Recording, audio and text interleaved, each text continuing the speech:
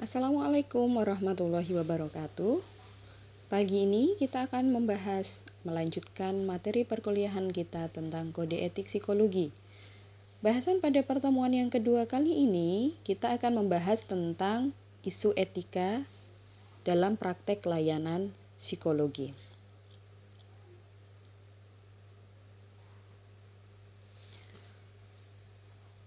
Pasal ketiga tentang Majelis Psikologi Indonesia. Siapa Majelis Psikologi Indonesia?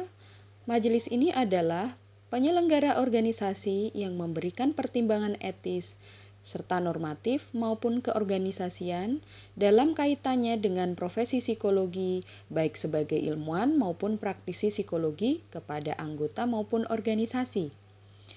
Penyelesaian masalah pelanggaran kode etik psikologi Indonesia, baik yang dilakukan oleh psikolog maupun ilmuwan psikologi, dilakukan oleh Majelis Psikologi dengan mempertimbangkan laporan yang masuk akal dari berbagai pihak dan kesempatan untuk membela diri.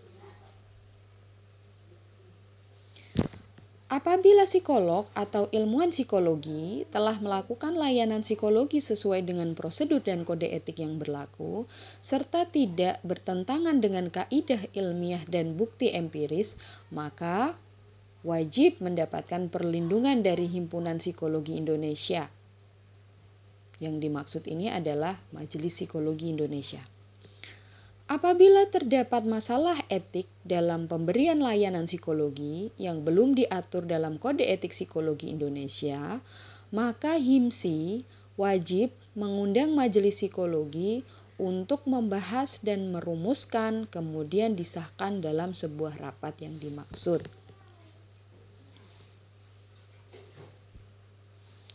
Kemudian pasal yang keempat, penyalahgunaan di bidang psikologi. Setiap pelanggaran wewenang di bidang keahlian psikologi dan setiap pelanggaran terhadap Kode Etik Psikologi Indonesia, maka dapat dikenakan sanksi organisasi sebagai yang diatur dalam Anggaran Dasar, Anggaran Rumah Tangga Himpunan Psikologi Indonesia, dan juga Kode Etik Psikologi Indonesia. Nah, apabila kalian ingin mengetahui tentang anggaran dasar serta anggaran rumah tangga HIMSI dan Kode Etik Psikologi Indonesia, kalian bisa mengunjungi laman Himpunan Psikologi Indonesia. Linknya adalah www.himsi.org. Kalian bisa mendownload anggaran dasar, anggaran rumah tangga, dan Kode Etik Psikologi Indonesia secara gratis. Apabila psikolog ataupun ilmuwan psikologi menemukan pelanggaran, maka mereka wajib mengambil langkah untuk memperbaiki atau mengurangi pelanggaran maupun kesalahan yang terjadi. Baik kesalahan atau pelanggaran ini yang dilakukan oleh yang bersangkutan maupun yang dilakukan oleh rekan sejawat lainnya. Pelanggaran kode etik psikologi adalah segala tindakan psikolog maupun ilmuwan psikologi yang menyimpang dari ketentuan yang sudah dirumuskan dalam kode etik psikologi, termasuk pelanggaran psikolog terhadap janji profesi atau sumpah profesinya, praktek psikologi yang dilakukan oleh mereka yang bukan psikolog, psikolog yang tidak memiliki surat izin praktek, layanan psikologi yang menyimpang dari ketentuan-ketentuan yang berlaku. Jadi kesemuanya ini adalah termasuk dari pelanggaran kode etik psikologi. Yang pertama adalah pelanggaran ringan. Apa yang dimaksud pelanggaran ringan? Segala macam tindakan yang dilakukan oleh psikolog maupun ilmuwan psikologi yang tidak dalam kondisi sesuai dengan standar prosedur yang telah ditetapkan hingga mengakibatkan kerugian bagi salah satu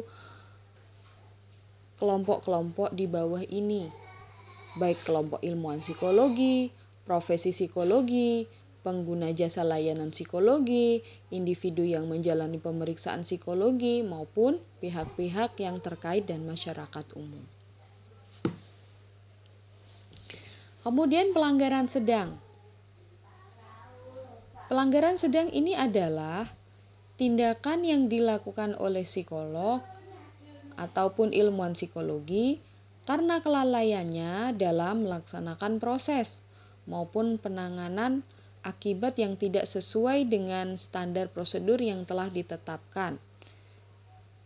Akibat dari kerugian-kerugian tersebut dapat menimpa satu, ilmuwan psikologi, kemudian profesi psikologi, pengguna jasa layanan psikologi, individu yang menjalani pemeriksaan psikologi maupun pihak-pihak yang terkait dan masyarakat umum.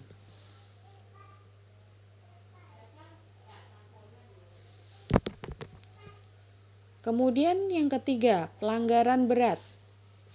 Pelanggaran berat ini adalah tindakan yang dilakukan oleh psikolog ataupun ilmuwan psikologi yang secara sengaja memanipulasi tujuan, proses, maupun hasil yang mengakibatkan kerugian bagi salah satu di bawah ini.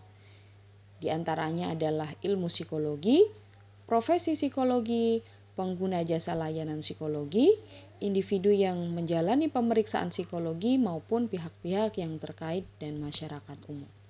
Salah satu contoh dari pelanggaran berat layanan psikologi atau praktik psikologi ini adalah misalnya ada seseorang mengikuti kegiatan asesmen psikologi untuk sebuah rekrutmen dan seleksi kerja.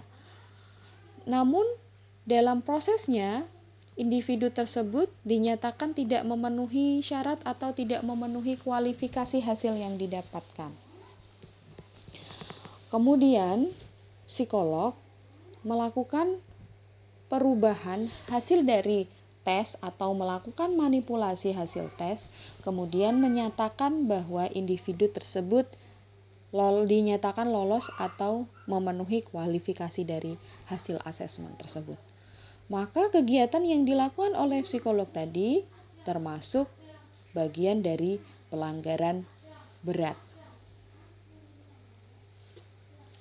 Kemudian pasal yang kelima terkait penyelesaian isu etika.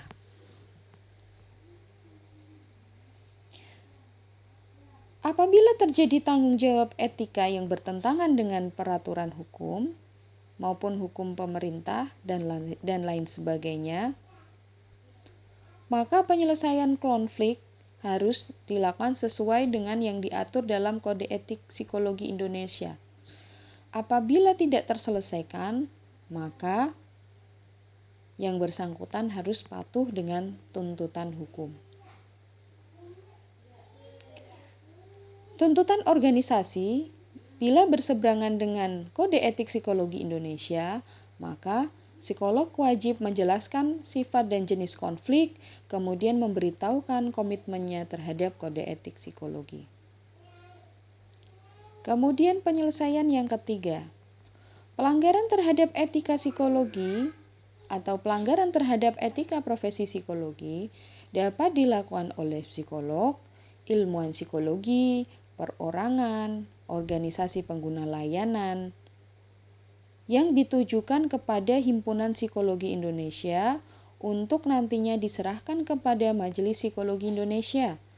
Mekanisme pelaporan akan diatur secara detail dalam mekanismenya sendiri.